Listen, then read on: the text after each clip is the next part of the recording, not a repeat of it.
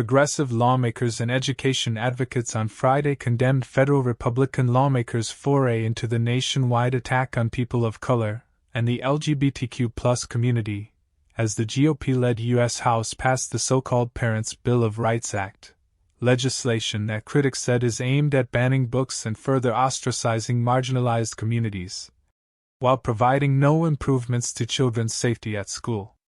Like legislation passed in at least 6 states and introduced in at least 26, the Parents' Bill of Rights Act, H.R. 5, claims it will protect public school students by requiring schools to make classroom curricula publicly available and provide parents with a list of reading materials in school libraries.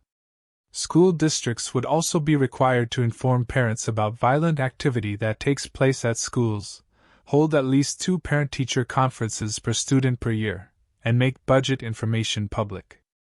The legislation was passed the day after the American Library Association, ALA, released a report showing that a record-breaking 2,571 book titles were the subject of challenges or demands that they be removed from schools or public libraries in 2022, a 38% increase from the previous year. Conservatives have weaponized hate and fear to try to tear our schools apart, with students who just want to learn and thrive turned into pawns in their political games. 90% of the attempted book bans were part of challenges to multiple books, suggesting they are increasingly being driven by right-wing groups such as Moms for Liberty instead of individual parents who have concerns. The ALA said this trend began in 2021. As Florida Governor Ron DeSantis was pushing legislation to ban accurate classroom discussions about the history of racial injustice in the United States.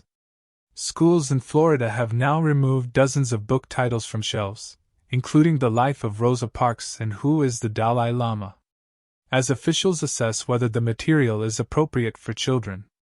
40% of banned books are reported as significantly addressing LGBT issues, said Representative Alexandria Ocasio-Cortez, Democrat, New York, on Thursday as the House debated the bill. When we talk about progressive values, I can say what my progressive value is, and that is freedom over fascism. Speaking about marginalized people and children, Representative Cori Bush, Democrat, Missouri, said the legislation is the work of a political party that is trying to write us out of the curriculum. Representative Rashida Tlaib, Democrat, Michigan, expressed outrage at the notion that Republicans are seeking to protect children by limiting their access to material dealing with LGBTQ issues and American history, considering that have blocked numerous pieces of gun control legislation even as gun violence has overtaken car accidents as the leading cause of death of children in the United States. Since Columbine over 20 years ago, more than 344,000 students in our country have experienced gun violence at school, said Tlaib. Some of our children attend schools with unsafe drinking water. Others go to school in districts attempting to erase Black history from our classrooms by banning books like The Life of Rosa Parks. These are some of the real obstacles to our children thriving. When this bill was considered in committee, Democrats offered amendments that would keep firearms out of classrooms, remove lead pipes from our schools, and prevent censorship of Black history. But every single amendment aimed at the real threats to our children was voted down by these MAGA Republicans. She added, "It makes me angry to see how conservatives have weaponized hate and fear to try to tear our schools apart, with students who just want to learn and thrive turned into pawns in their political games." The National Education Association noted that the legislation, which the Democratic-led Senate is not expected to take up, offers solutions to a number of problems that don't widely exist and promotes a toxic vision of parental engagement in schools. The bill contains a list of provisions already ensured by local and state law, including, but not limited to, a parent's right to view a school's budget or speak at a public school board meeting, wrote Tim Walker, a senior writer for the organization.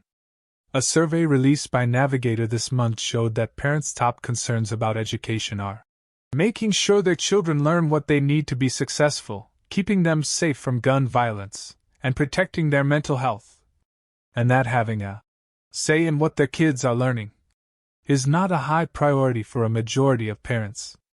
A poll by National Public Radio last year also found that 76% of parents believe their children's schools keep them well informed about the curriculum and classroom activities.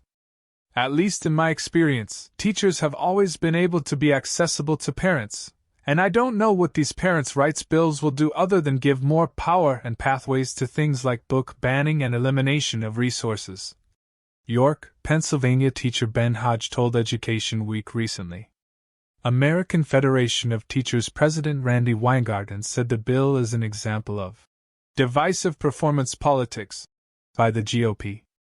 Every day in classrooms and communities around the country, parents and educators work tirelessly together to make the lives of our kids better and provide them with the knowledge they need to excel, with books, art, and music, tutoring programs and capstone projects, and counseling to help them navigate life, tackle challenges, and deal with trauma, said Weingarten. The true work of partnering to support families and help our kids do well involves having meaningful discussions about the real things affecting our students and what we, as a country, must do to help.